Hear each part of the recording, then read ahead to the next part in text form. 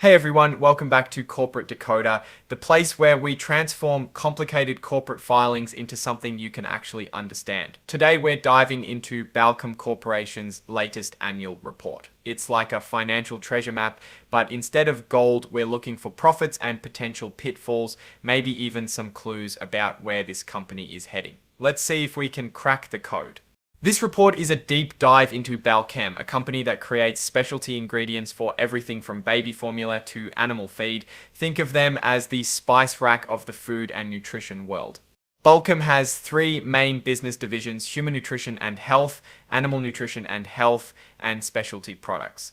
The human nutrition section makes things like choline, which is important for brain development, and special minerals that are easily absorbed by the body. The animal nutrition arm produces nutrients for livestock and pets, while the specialty products division handles things like gases used to sterilize medical equipment and chemicals that help crops grow. The Human Nutrition and Health division is focused on making ingredients that go into food, drinks, and supplements. They make specialized vitamin K2 and MSM, plus other ingredients for beverages, baked goods, and dairy products. They try to stand out with science-backed data and strong brand recognition. The Animal Nutrition and Health section is all about, animal nutrition. They sell encapsulated products and nutrients to help animals stay healthy and produce more. They also sell choline chloride, an important nutrient for poultry, swine, and pets. Staying competitive here means keeping costs down and having a reputation for good quality. The Specialty Products division is unique as it deals with performance gases and chemicals.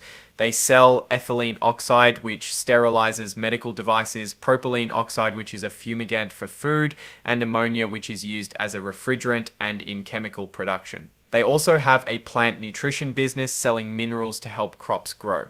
Balchem has been on a buying spree, acquiring Bergstrom Nutrition, a maker of MSM, and Kappa Bioscience, a specialty vitamin K2 manufacturer. By buying companies in the same or close business, they seek to take control of supply chains, cut costs, and take advantage of sales channels. The raw materials Balchem uses come from petrochemicals, minerals, agricultural goods, and other commodities. The prices of these materials can change a lot depending on market conditions. While supply chain issues have gotten better, finding certain raw materials can still be a challenge with the ongoing geopolitical environment. Some materials had price increases during the year, while others went down. Balchem has a lot of patents and trademarks. These help protect their products, but the company believes that the quality of their products, their sales efforts, and overall market conditions are more important than patents alone. Balchem faces a lot of competition from both big and small companies. The competition is based on product performance, customer service quality, and price. Balchem focuses on developing new products and making sure their customers are happy to succeed. Balchem spends a good chunk of change on research and development, about $16.8 million in the past year. This is how they come up with new products, improve existing ones, and make their manufacturing processes better. The company continues to spend money on capital projects in all their production facilities. It's important to spend money and improve facilities to keep them competitive. Ethylene oxide is used to sterilize medical devices. Propylene oxide is used to fumigate nuts and spices. As the company uses and sells those, the EPA requires their products to be registered because they are considered pesticides. The EPA is doing another review of ETOL, whereby ETO was re-registered for the sterilization of medical devices. Balchem values its employees and believes they are essential to their success. They have about 1,361 full-time employees worldwide. Balchem is working hard to attract and retain skilled workers, enhance their technology, and foster a diverse workplace. Protecting the health and safety of their employees is a top priority for Balchem. The recordable injury rate was 0.57 in the past year, which was an improvement from the year before. They are putting more emphasis on identifying hazards and improving communication. Balchem invests in training programs to help employees develop their skills and advance their careers. They also offer resources to support employee well-being, including mental health, financial, and legal assistance. Balchem provides competitive salaries and benefits to all employees. Balchem seems committed to being environmentally and socially responsible by reducing its greenhouse gas emissions, water use, and more. Now for the less rosy side of things. The report outlines a whole bunch of risks that could impact Balchem's future. Let's break down a few key ones. Since Balchem sells and manufactures products internationally, they're exposed to risks like fluctuating exchange rates, tariffs, and political instability in other countries. If these things go south, it could hurt their international sales. If their manufacturing facilities have problems like equipment breakdowns, power outages, or accidents, it could negatively affect their profitability. Like many companies, Balchem is at risk of cyber attacks. A successful attack could disrupt their operations, expose sensitive data, and damage their reputation. They face stiff competition from both big and small companies. If they can't keep up with new products and competitive pricing, they could lose market share. The prices of raw materials like petrochemicals and minerals can fluctuate a lot. If Balchem can't pass those costs on to customers, it could hurt their profits. Currency exchange rates can change a lot, which can impact their financial results. They have debt, and potential interest rates could hurt their ability to grow. Environmental regulations could change, which would likely increase their operating cost. One of Balchem's plants is a Superfund site and is in the process of being remediated. Now let's get into the numbers. In the past year, Balchem's net sales increased by 3.4% and gross margin increased by 11.3%.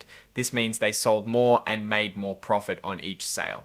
The Human Nutrition and Health segment saw a sales increase of 9%, while the Animal Nutrition and Health segment saw a sales decrease of 9.9%. The Specialty Products segment saw a sales increase of 5.4%. It's good that human nutrition grew, but animal nutrition struggling is not a great sign. Net interest expense decreased as they lowered their outstanding debt. The effective tax rate increased. This is something to keep an eye on going forward. Cash decreased to $49.5 million. They've been busy paying down debt, making acquisitions, and investing in their business.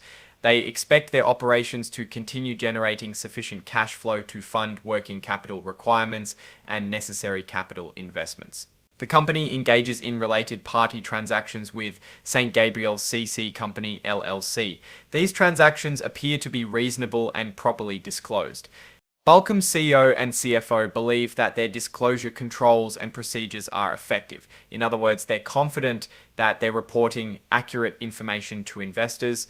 There has been no significant change in their internal control over financial reporting that has materially affected or is reasonably likely to materially affect their internal control over financial reporting. They seem confident in their systems and have outside auditors confirm. Balchem considers cybersecurity a critical part of their enterprise risk management. Their board of directors, through its audit committee, oversees cybersecurity. The global head of their IT department has responsibility over cybersecurity management. They engage third-party services to evaluate security controls. It's good to see they are proactive about this. While they have experienced and expect to continue to experience cyber threats, none have had a material adverse effect on their business. So, what's the verdict on Balchem? Company direction: Balchem is strategically expanding, especially in the human nutrition market, which is a good place to be in this day and age. The animal nutrition division is a trouble area, and management should find a way to revitalize sales, otherwise spin-off may be in the cards. Risks: raw material price swings and those environmental regulations and other possible government legislation. It's important to keep a close eye. Opportunities: their strategic acquisitions have been well calculated. From a valuation perspective, Balchem looks fairly valued, but on the higher end of the spectrum. With a strong history of strategic growth, strong brand recognition, and clear future direction, it's hard to be bearish on this stock. Taking these factors into account, a reasonable target price range would be $155 to $170, assuming the markets are not going through a rough time. I'm leaning towards a bullish outlook for Balchem in the long run. Thanks for tuning in to Corporate Decoder. If you enjoyed this breakdown, hit that subscribe button and let us know what company you'd like us to decode next.